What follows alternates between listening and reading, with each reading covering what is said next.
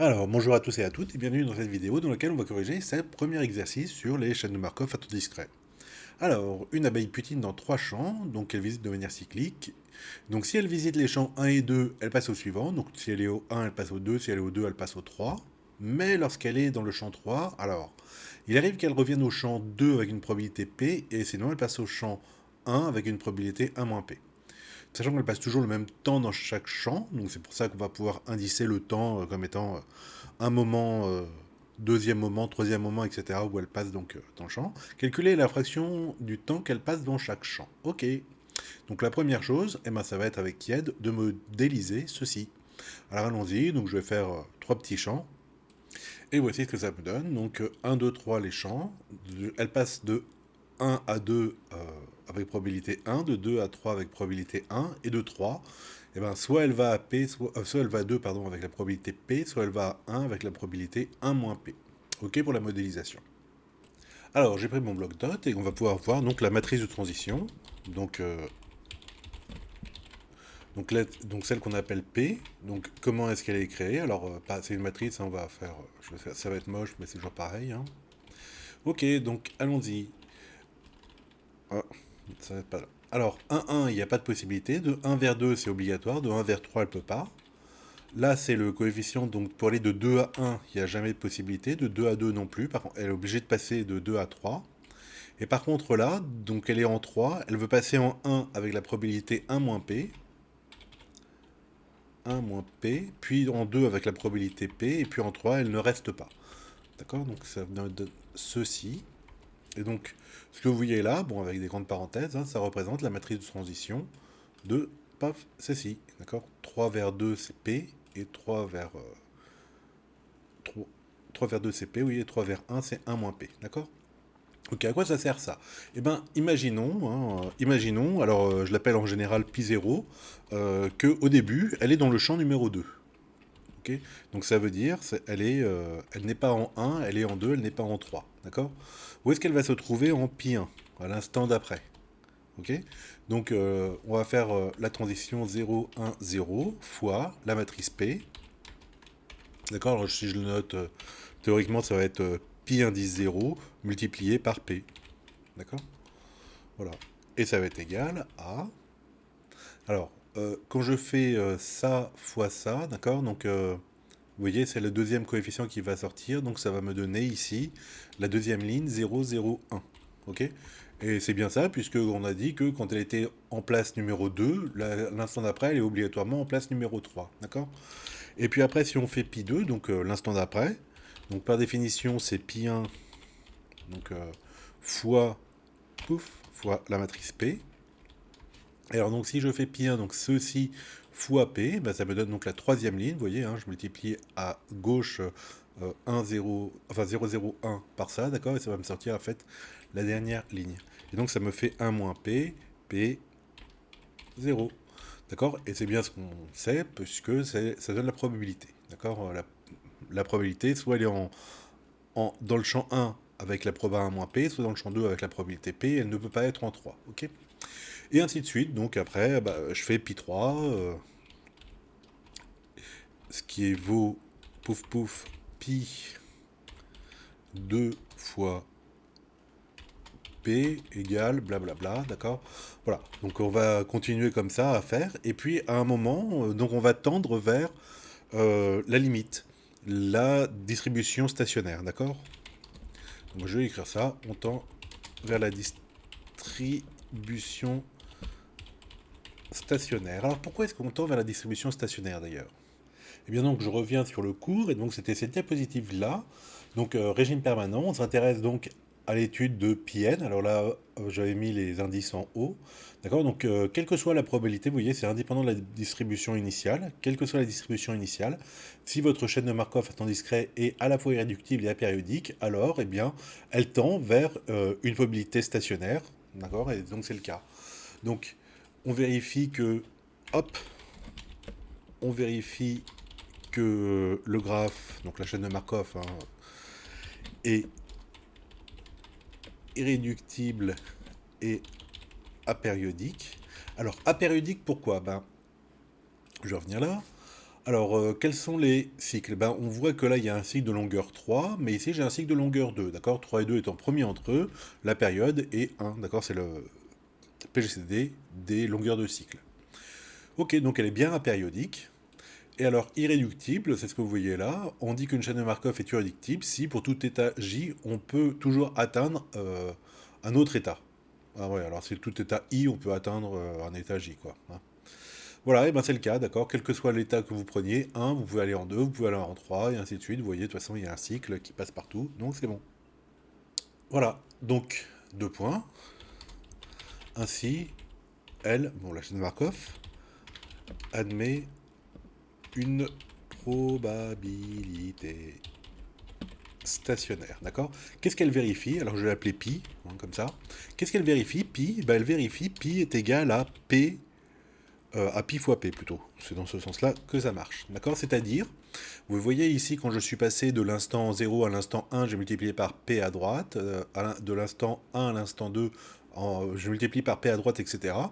Et ben là, ça va être stationnaire, d'accord? Donc là, c'est le après évolution, ok? Et là, bah, c'est post-évolution, d'accord? Donc ça vérifie cette probabilité-là, ok? Alors, bah, on va calculer donc les valeurs de cette distribution stationnaire, d'accord? Donc posons pi, ma distribution stationnaire, alors je le pose, donc je vais mettre petit comme ça, x, y, z, d'accord? Ce sont mes inconnus. N'oubliez pas que p, c'est un paramètre qui est a priori connu, d'accord? Donc si pi est égal à pi fois p, ça va me donner un certain nombre d'équations. On a le système d'équations suivante. Alors ce que je vous propose, c'est bah, vous laissez en pause pour le faire, et puis moi je le fais tout de suite, tout de suite. Alors allons-y, hein. Hop, je l'ai fait là. Donc pi est égal à pi fois p, d'accord? Donc pi c'est ce vecteur-là, alors j'ai mis des virgules, c'est pas grave, hein, c'est juste pas... Pour, bon bref. Ça fait x, y, z fois cette matrice-là, d'accord? Alors il y a une chose que j'ai pas dite ici, mais je le dirai après, comme ça il y aura la surprise. Alors ben, c'est tout, il faut juste que je fasse le calcul matriciel ici, ben, je vais le faire là, tiens, égal, alors allons-y. Donc première colonne, quand je fais ça fois ça, d'accord, ça me fait 1 moins p fois z. Alors 1 moins p fois z. Deuxième colonne, donc x, y, z fois ça, ça me fait x plus pz. Troisième colonne, quand je fais x, y, z fois ça, ça me fait le y, ok? Voilà. Et donc, on a deux vecteurs, celui de tout à gauche et celui de tout à droite, d'accord, qui sont égaux, et donc bah, chacune des coordonnées sont égales de ces composantes, d'accord? Donc, par identification des composantes, on a... Alors, qu'est-ce que j'ai comme égalité? J'ai que x est égal à 1 moins p, raté, z, y est égal à x plus pz, et z est égal à y, ok?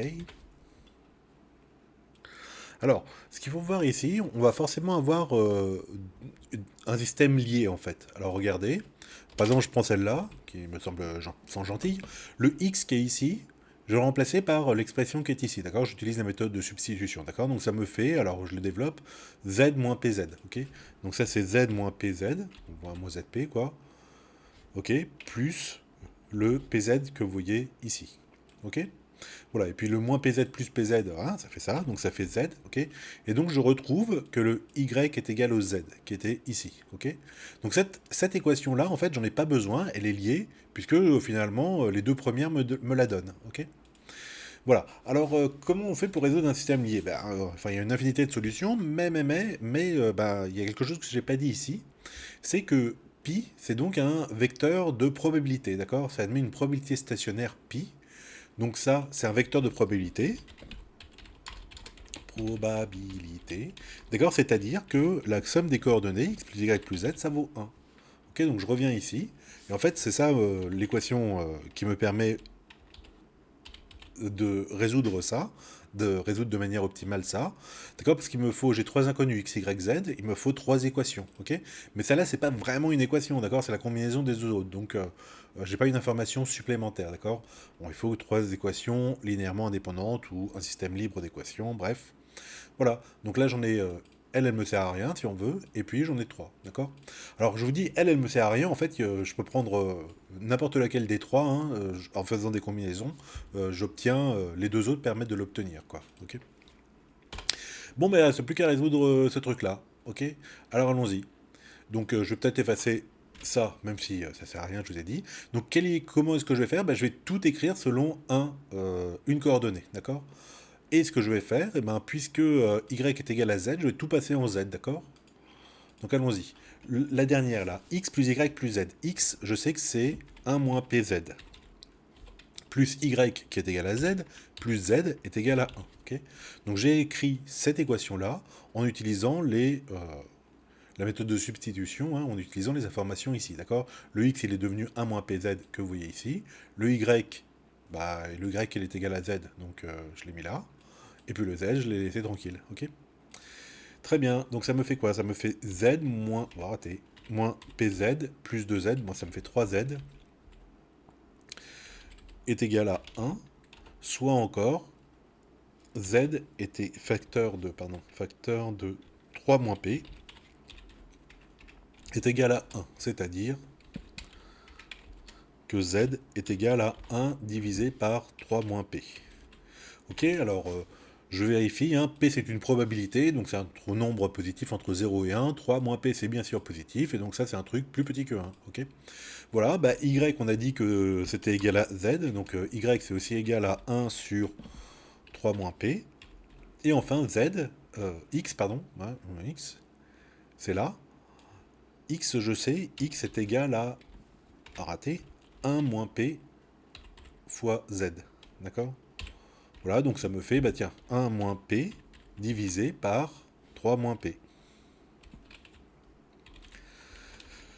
Et voilà donc ma probabilité. Alors c'est pas très très beau, mais voilà. On peut juste vérifier, hein, que quand je fais la somme de x, y, z, ça me donne bien 1. D'accord? Je vais mettre en là, d'accord? Ok? Donc vous voyez que là j'ai 1 moins p, alors tout c'est au même dénominateur, donc je vais juste additionner les numérateurs, ok? Donc le 1 moins p plus 1, bah, ça me fait 3 moins p, d'accord? Ok? Et donc ça me fait bien la somme des 3 est bien égale à 1, ok? Donc la probabilité stationnaire est, eh ben c'est celle-là, hein, pi égale à... Donc le x c'est 1 moins p sur 3 moins p. Le y, on a dit que c'était quoi? C'était 1 sur 3 moins p. Et le z c'est 1 sur 3 moins p. Moins p. Ok. Voilà. Et ben c'est tout, on a terminé, puisque en fait cette probabilité stationnaire, ça va être le temps, hein, la proportion de temps que l'abeille passe dans chacun des champs. D'accord? Ainsi, l'abeille passe, donc alors le x c'est 1 moins p sur 3 moins p, la probabilité d'être dans le champ 1, d'accord? De son temps dans le champ 1, et donc 1 sur 3 moins p, raté. Oh oui, je change tout le temps d'ordi, et voilà. Dans les champs 2 et 3, d'accord? Voilà. Alors, si vous vous demandez, mais quel est le lien entre la probabilité stationnaire et le temps qu'elle passe dans les champs? Eh bien, reprenons ça, hein, le processus d'évolution.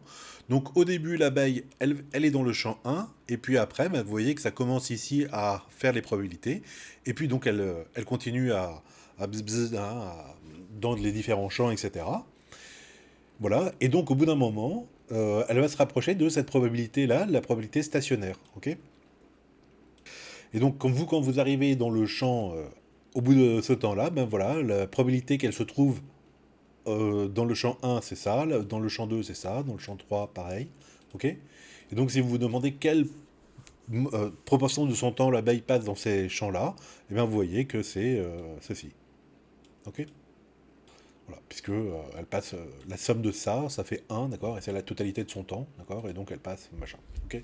Voilà, on peut prendre P est égal à un tiers, un demi, 3 quarts, enfin bref, si vous voulez avoir des valeurs un petit peu plus numériques, quoi, pour voir ça. Mais voilà, donc c'était là le problème ici.